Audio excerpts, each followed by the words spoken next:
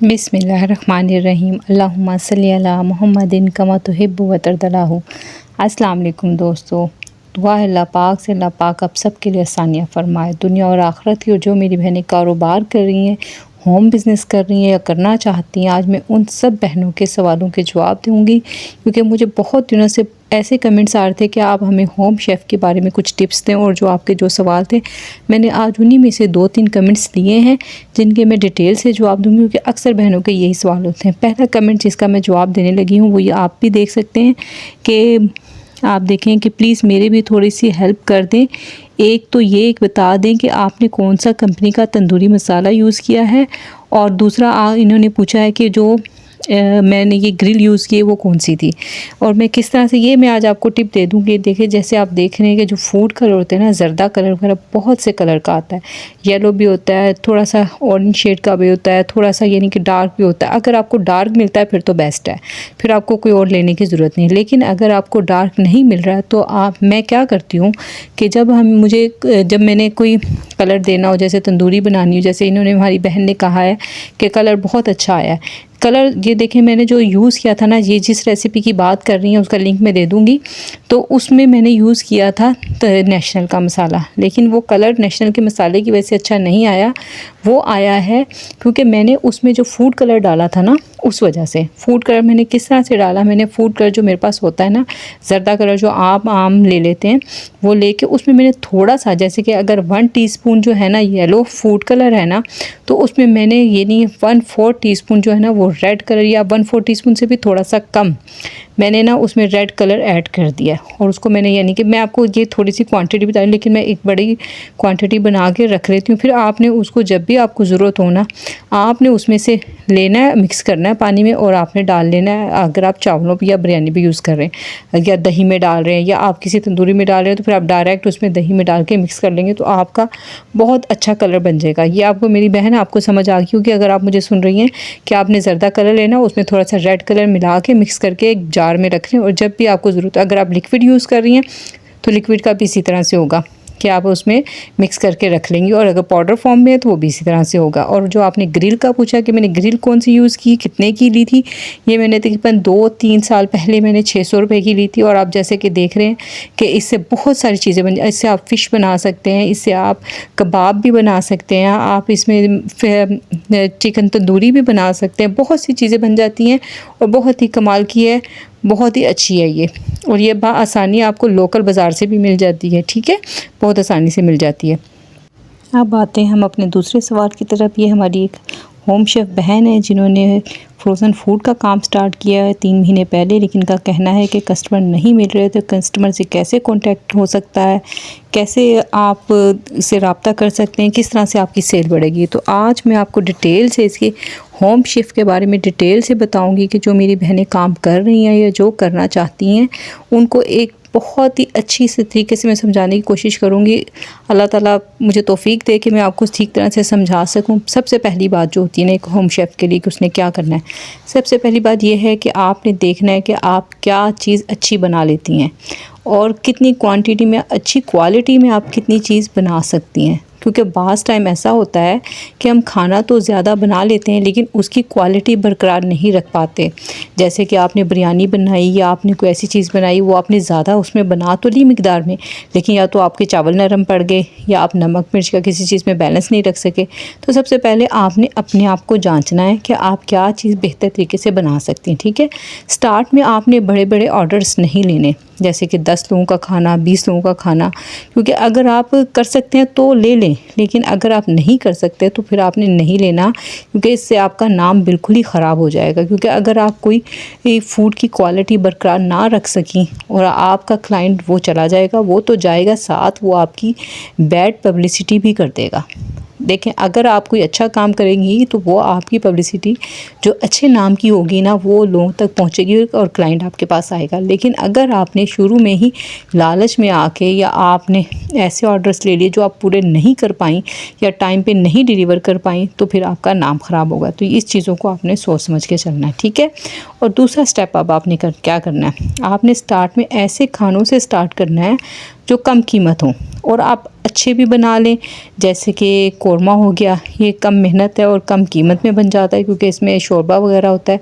वैसे तो ये एक रॉयल डिश है लेकिन वो ज़्यादा महंगी नहीं पड़ती क्योंकि इसमें आपको पता है कि शोरबा ग्रेवी आप करके इसकी क्वांटिटी बढ़ा सकते हैं। आलू के कटलेट्स हो गए, पिज़्ज़ा हो गया, सैंडविच हो गए। मेरे चैनल पर मेगा बाइट से के नाम से एक रेसिपी मैंने आपसे शेयर की हुई है, इन सभी रेसिपीज़ का मैं आपको लिंक दे दूँगी, तो आप इनसे शुरू कर सकते हैं। ये लो कॉस्ट भी हैं और पिज़्ज़े का भी मैंने आपको बताया हुआ है कि आपने उसमें अगर चीज़ यूज़ नहीं करें तो आपने किस तरह से अंडे से किस तरह से करना है। मैं इन सभी रेसिपीज़ का लिंक भी दूँ, अगर आप चाहें तो ये चंद डिशेस से भी आप इब्तदा कर सकते हैं, ठीक है।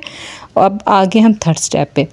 आपको जब ये पता होगा कि आप क्या चीज़ बहुत अच्छे से बना लेते हैं तो आप एक लिस्ट तैयार करेंगे, फिर देखें क्या जल्दी बन जाता है और क्या लो बजट में बन जाएगा, ठीक है। क्योंकि शुरू में ज़ाहिर बात है आपके पास इतना नहीं होगा कि अगर आप बर्दाश्त कर सकते हैं कि ज़्यादा चीज़ें ले सकते हैं तो फिर लें, लेकिन अगर आप चाहते हैं कि आप कम बजट से काम शुरू करें तो फिर आपने वो चीज़ें बनानी है जो लो बजट हो। वैसे कि मैंने आपको एग्जांपल भी दे दिए। फिर आपने एक मेन्यू तैयार करना है जिसमें आपने फ़ास्ट फूड भी रखना है, देसी चीज़ें भी रखनी है। जैसे देसी में आप बिरयानी, पुलाव लाजमी रखें क्योंकि ये पुलाव और बिरयानी बहुत सेल होती है। आपने मेरे चैनल पे देखा होगा कि पुलाव की भी बहुत सी रेसिपीज़ हैं और बिरयानी की भी हैं, ठीक है। इसलिए क्योंकि मेरे ये ऑर्डर्स आते हैं जो मैं आपसे शेयर करती हूँ। और साथ आपने स्वीट डिश भी लाजमी रखनी है।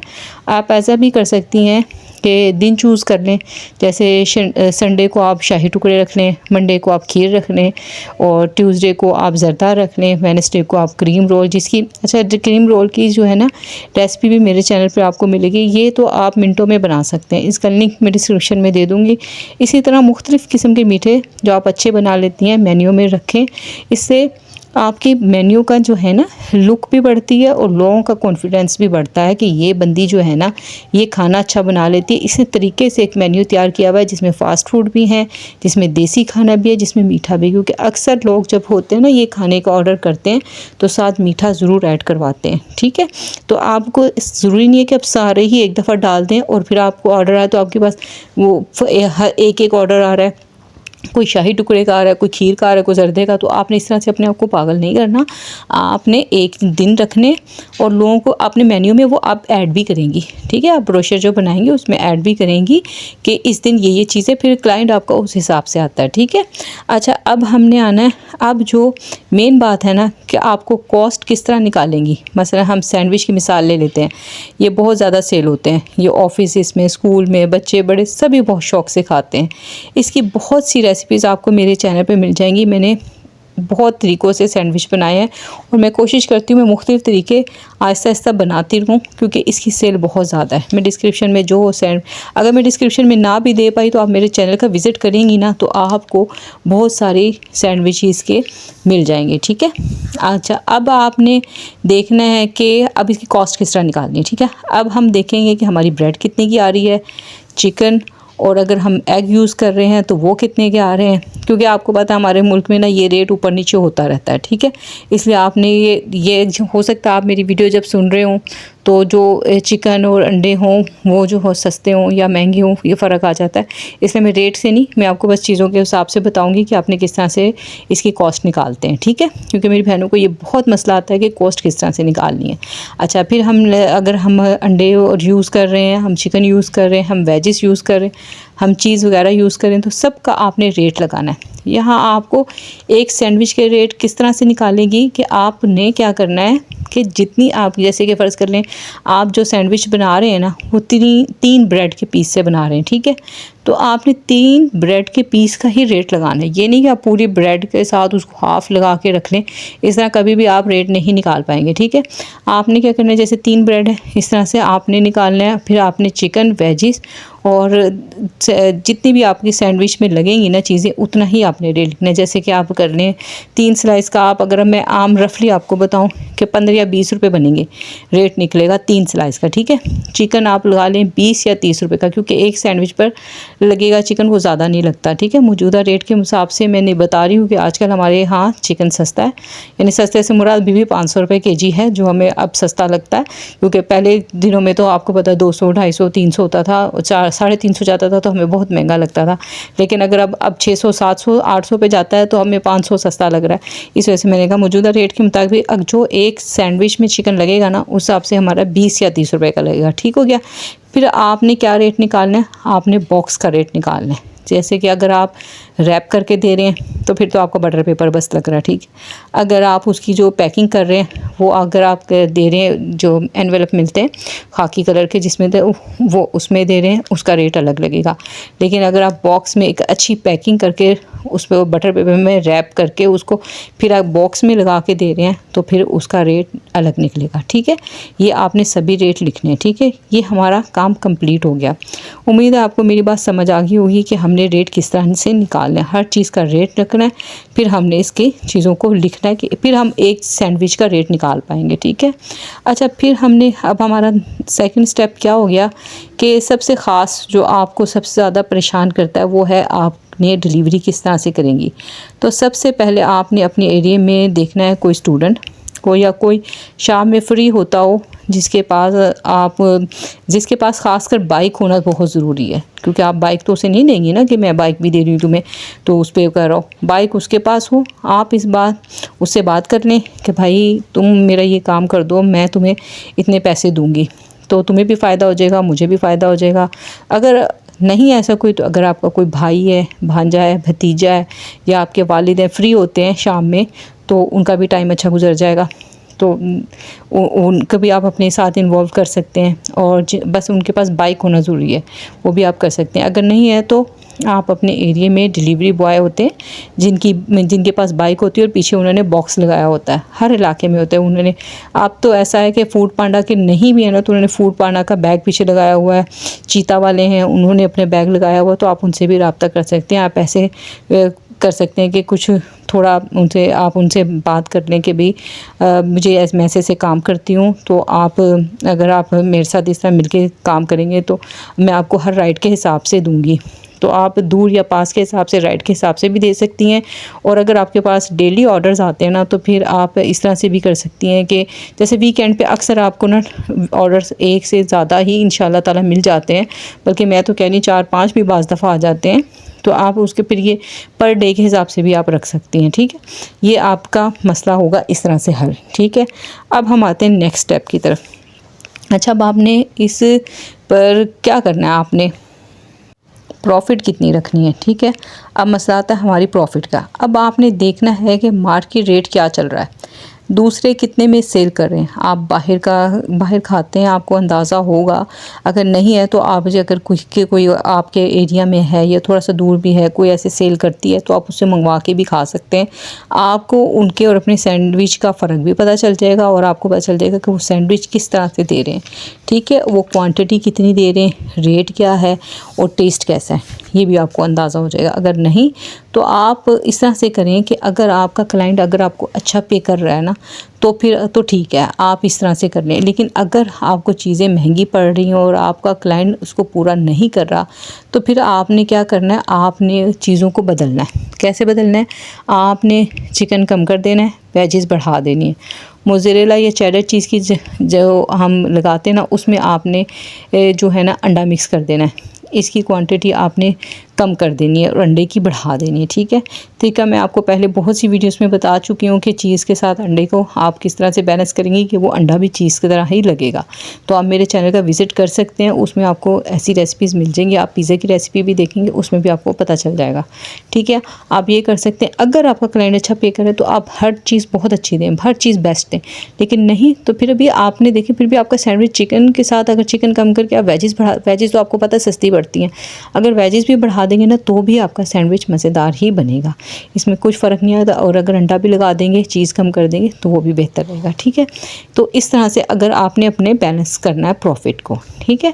और फिर अब हमारा जो दूसरा मसला हो गया, आपने सबसे पहले जो है ना, आपने अपने जो भी आपने शुरू किया ना बिज़नेस, उसका नाम बहुत अच्छा रखना है, क्योंकि ये नाम जो है ना आपके साथ इंशाल्लाह ताला हमेशा रहेगा और अल्लाह ताला आपके घर में बरकत इंशाल्लाह ताला देंगे।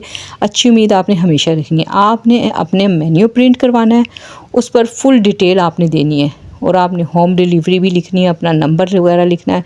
फिर आपने इसमें देना है कि आप अपना मेन्यू, अपना ब्रोशर जो है ना आपने कहाँ कहाँ देना है। आपने क्या करना है, आपने एकेडमियों में, स्कूल में, पार्लर्स में, ऑफिस के बाहर जो गार्ड बैठे होते हैं उनको आपने लाजमी देना है। और फिर आपने जो बैंक के बाहर जो गार्ड होते हैं उनको भी देना है, ठीक है। ये एक बहुत अच्छी बात है। आप ऑफिस गार्ड और एकेडमी स्कूल के बाहर जो वॉचमैन बैठे होते हैं ना उनको थोड़ा पे कर दें आप ना, कभी कभी उनकी भी थोड़ी खिदमत कर दें। वो लोग भी मुस्तहिक होते हैं, वो भी हमारी तरह ही मेहनत कर रहे होते हैं। तो आप उन्हें कह सकते हैं कि आप मुझे अगर ऑर्डर्स दिलवाएंगे ना तो मैं आपको इतना प्रॉफिट दूँगी, ठीक है। तो एक बहुत अच्छी टिप है, आप ख़ुद इसको आजमाएंगे ना तो आपको महसूस होगा कि देखेंगी आप कि आपके काम में कितनी आपकी प्रॉफिट बढ़ जाएगी। आप प्रॉफिट तभी बढ़ेगी जब आपको ऑर्डर्स मिलेंगे, क्योंकि जब आप इनसे बात कर लेते हैं ना गार्ड्स वगैरह से, तो वो क्या होता है उन जो ऑफिस में लोग होते हैं ना, अक्सर जो चीज़ें मंगवानी हो ना तो वो गार्ड से ही मंगवाते हैं। तो गार्ड अगर गार्ड से नहीं भी मंगवा रहे तो जो अंदर जो बंदा जा रहा होता है ना वो गार्ड से उससे बात कर लेता है। जब उसको अपने प्रॉफिट नज़र आएगी ना तो जाहिर बात है तभी वो दूसरे से कहेगा, वरना उसको क्या पड़ी हुई है कि हमारे लिए वो कुछ करे, ठीक है। यहाँ पे कहते हैं ना एक हाथ दूसरे हाथ को धोता है, तो यही बात है। आपने अब उसको थोड़ा सा कहना है कि मैं आपको प्रॉफिट दूंगी इसमें से, आप मुझे ऑर्डर्स दें। इस तरह से आप ऑर्डर्स दे देंगे। और ये बात ज़हन में रखें कि काम में कोई शर्म नहीं है। ये कभी भी आपने नहीं ज़हन में लाना कि मैं ये करूँगी मुझे शर्म आती, कुछ ऐसा नहीं है। रिज़्क़ हलाल कमाने में बरकत है, शर्म नहीं है, रहमत है। आपने सीना कहते हैं ना, कहते हैं कि सीना चौड़ा करके हम ये काम करें, हम क्यों शर्माएं, ये वो तो हम रिज़्क़ हलाल कमा रहे हैं, हमें शर्माने की क्या ज़रूरत है।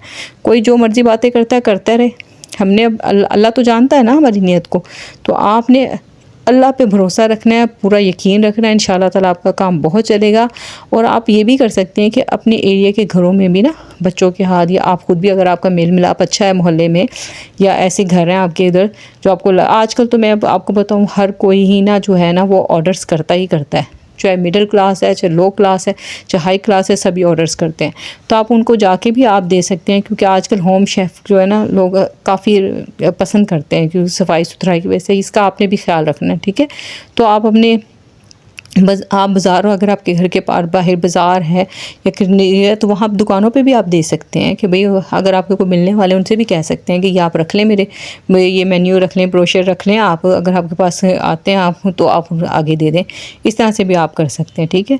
और आप अपने अगर आपको क्लाइंट नहीं मिल रहे और आप परेशान हो रहे हैं तो आपने बिल्कुल भी परेशान नहीं होना। ये काम हमेशा आहिस्ता आहिस्ता ही होता है। साबित कदमी से आपने डटे रहना है और अल्लाह से अच्छी उम्मीद रखनी है। इंशाल्लाह आपके पास कस्टमर की लाइन लग जाएगी। आपने बस अल्लाह पे भरोसा रखना है, आपने इस बात पे यकीन रखना है कि मैं इंशाल्लाह ताला कामयाब होंगी, और इंशाल्लाह आप कामयाब होंगी। आप फेसबुक पेज, इंस्टाग्राम पेज भी बना सकते हैं, आप ऑनलाइन ऑर्डर्स भी ले सकते हैं। आप देखें, अगर ये आपके ऊपर है कि आप कितनी दूर तक डिलीवर कर सकते हैं। आपने अगर फेसबुक पे उस पर बनाना तो भी आपने लिमिट्स लिख देनी है आपने कि मैं यहाँ से यहाँ तक एरिया कवर करती हूँ। क्योंकि देखें जैसे कि मैं हूँ ना, मैं दूर दूर के एरिया नहीं कवर कर पाती, तो इसलिए मैं कभी लेती भी नहीं ऑर्डर्स। मेरे पास चंद एक जगहों के ऑर्डर्स आते हैं और अल्हम्दुलिल्लाह उनके इतने आते हैं कि मैं वही कवर कर लूँ तो बहुत बड़ी बात होती है मेरे लिए। तो इसलिए मैंने अपना काम अभी इतना नहीं फैलाया हुआ। तो आपने भी इतना नहीं फैलाना, आपने उतना ही रखना है जितना आप बासानी कर सकें कि आपका कस्टमर जाए नहीं, ठीक है। उम्मीद है आपको मेरी पूरी बात समझ आ गई होगी।